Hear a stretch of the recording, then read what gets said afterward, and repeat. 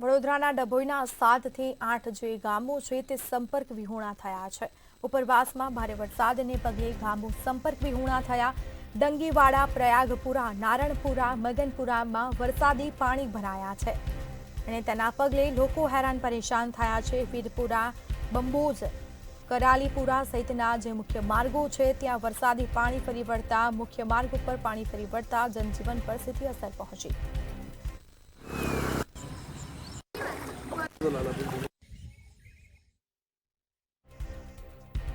મંતવ્ય ન્યૂઝ હાલ પહોંચ્યું છે દંગીવાડા ગામે।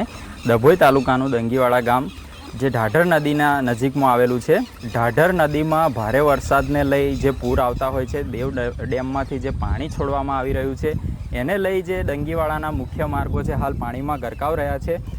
તો આપ જોઈ શકો છો દંગીવાડાથી જોડતા અનેક ગામો જેમ કે નારણપુરા હોય, મોરપુરા હોય, દંગીવાડા હોય કે પછી બંબોજ હોય, સુવાલજા હોય જેવા અનેક રસ્તાઓને જોડતા મુખ્ય માર્ગ હોય છે, જે મુખ્ય માર્ગ હાલ પાણીમાં ગરકાવ બન્યો છે।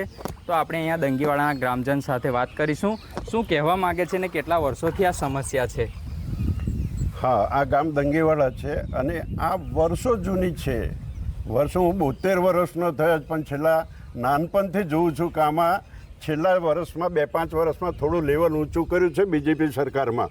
બાકી વર્ષોથી આ પછાત જ રહ્યું છે ગામ અને આમાં ગામમાં કોઈ જાતનો જ વિકાસ, ઝીરો વિકાસ કોને તમારા સ્વભાવ એના પ્રમાણે। બાકી તમે મારી પાછળ જોઈ શકો છો, એક એમ્બ્યુલન્સ ના જઈ શકે, એક વ્હીકલ જવું ઇમરજન્સીમાં, બાળકો આટલા પાણીમાં સ્કૂલે જાય છે અને કોઈ ધ્યાન આપતું નથી। આપના મંતવ્ય ન્યૂઝનો આભાર ખૂબ ખૂબ કે એમણે અમારું આ ધ્યાનમાં લીધું છે અને આની ઉપર રજૂઆત થાય।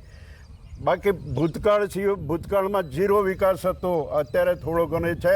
બાકી અમારી આખા ગ્રામજનોની એક જ વિનંતી છે કે આ મુખ્ય માર્ગ પર 8 ગામને જોડતો રસ્તો છે અને એ સામાન્ય વરસાદમાં ભરાઈ જાય છે। ગામમાં તમે 1-1 ફૂટ કિચડ છે, કોઈ જોનાર જ નથી રહ્યું।